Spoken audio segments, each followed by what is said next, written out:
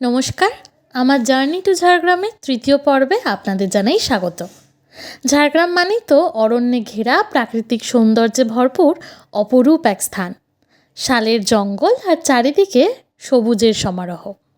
তো সেরকম একটি জঙ্গল যা শোভনাদের বাড়ি থেকে খুব কাছে, সেটি দেখতে বেরিয়ে পড়েছি দুপুরের খাওয়ার সেরে শোভনা, কাকিমা অর্থাৎ ওর মা আর আমি সন্ধে নামার আগে। আর জানেন, এই জঙ্গলটিতে প্রায় কোনো না কোনো দলছুট হাতি এসে আশ্রয় নেয়। এই যে গল্প করতে করতে চলে এসেছি জঙ্গলটির একদম সামনে, আর কাকিমাও সেই রকমই হাতির গল্প করছে। আর শোভনাও মজা করে বলছে যে হ্যাঁ হ্যাঁ, আমরাও দেখা পেয়ে যাব।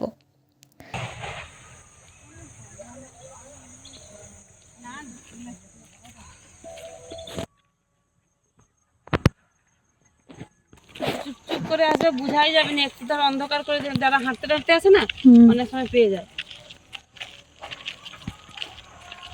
আমরাও পেয়ে যেতে পারি। এইটা দিয়ে গেলে পাঁচতলা স্টেশনে মানে পৌঁছানো যাবে।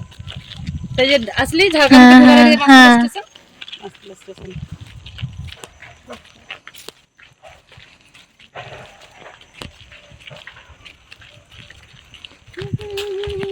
এই যে এখান থেকেই জঙ্গলের শুরু, কিন্তু কোথায় যে শেষ তা জানা নেই। কি সুন্দর লাগছে দেখুন, যতদূর চোখ যায় শুধু সারি সারি ভরা শাল গাছের দল। কেউ যেন খুব সুন্দরভাবে পরপর সারিবদ্ধ করেছে ওদের, ঠিক যেন আমাদের ছোটোবেলায় প্যারেডের মতো। যাই হোক, আমরা বেশিক্ষণ থাকলাম না, কারণ এক তো সন্ধে হচ্ছে, আলো কমছে, আর দ্বিতীয়ত স্থানীয়রা সাবধান করলেন যে আজ সকালেই নাকি এক হাতিকে দেখা গেছে এই জঙ্গলে। সুতরাং বেশি রিস্ক নিয়ে আর লাভ নেই। হাতি দেখবো ঠিক আছে, কিন্তু হঠাৎ যদি সামনে এসে হাজির হন তাহলে যে কি হবে, থাক, সেই এক্সপিরিয়েন্স আর নেওয়ার দরকার নেই। আমরা বেরিয়ে পড়ি। দেখুন, আমরা বেরিয়ে এসেছি, কিন্তু বাইরে থেকেও কি সুন্দর লাগছে এই জঙ্গলখানা। যাই হোক, আমরা ফেরার পথ ধরেছি, আর হাঁটতে হাঁটতে দেখতে পেয়েছি কুল গাছ। ব্যাস, অমনি শোভনা শুরু করে দিয়েছে গাছ থেকে কুল পেড়ে খাওয়া।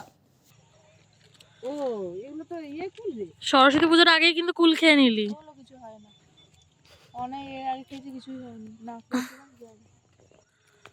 আমার মনে হয় সবার কোনো জায়গা নেই। হালকা টক আছে। জানেন, আমারও ভীষণভাবে ইচ্ছে হচ্ছিল, কারণ এভাবে গাছ থেকে কুল পেড়ে খাওয়ার স্বাদ তো আর সচরাচর পাই না। কিন্তু কি করব, সরস্বতী পুজোর আগে কুল খেলে পরীক্ষায় ডাব্বা, এই ভয়টা এখনও রয়ে গেছে। তাই নিজেকে কোনোভাবে আটকে নিলাম। দেখুন কি সুন্দর, দিনের শেষে ছোট্ট করে পথের দুই ধারে বসেছে বাজার, আর সেখান থেকেই আমরা এখন কিনছি বাঁধাকপি আর ধনেপাতা, সন্ধ্যেবেলায় পকোড়া খাবো বলে। আর বাড়ি ফেরার আগে একটু মিষ্টিমুখ না হলে কি হয়।